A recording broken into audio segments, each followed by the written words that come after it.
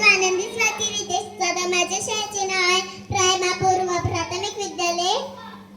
सूर्यासारखे तेजस्वी दिसणारे व्यासपीठ, चंद्रासारखे शीतल छाया देणारे गुरुजन व चंदनांसारखे चमकणारे माझ्या मित्र मैत्रिणींनो, तुम्हा सर्वांना माझा नमस्कार.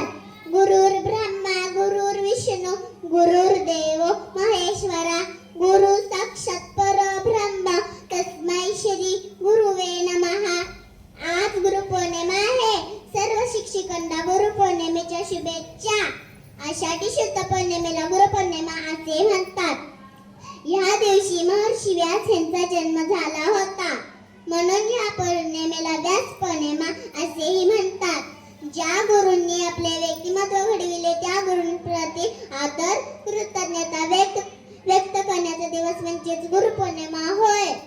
माझी आई माझा पहिला गुरु आहे, म्हणून मी माझ्या आईविषयी बोलणार आहे. आई ही आई असते, दुधावरची साय असते, बाहेरून कठोर असते पण आतून मऊ असते. आ म्हणजे आत्मा, ई म्हणजे ईश्वर. आई या शब्दातच सारे विश्व सामावलेले आहे. आई माझे सर्वस्व आहे. ती माझी गुरु मार्गदर्शक व मैत्रीण आहे. ती माझी गुरु मार्गदर्शक व मैत्रीण आहे. मी लहान होते तेव्हा तिने मला चालायला बोलायला शिकवले. मी लहान होते तेव्हा तिने मला चालायला बोलायला शिकवले.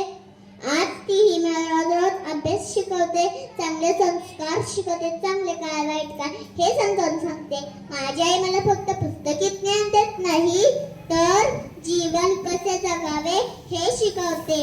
माझी आई मला फक्त पुस्तकी ज्ञान देत नाही, तर जीवन कसे जगावे हे शिकवते. खरे बोलणे, मोठ्यांचा आदर करणे, मदत करणे अशा चांगल्या सवयी शिकवते. अशा प्रेमळ माळू आईला म्हणजेच माझ्या गुरुला कोटी कोटी प्रणाम. माझ्या आईवर माझे खूप खूप प्रेम आहे.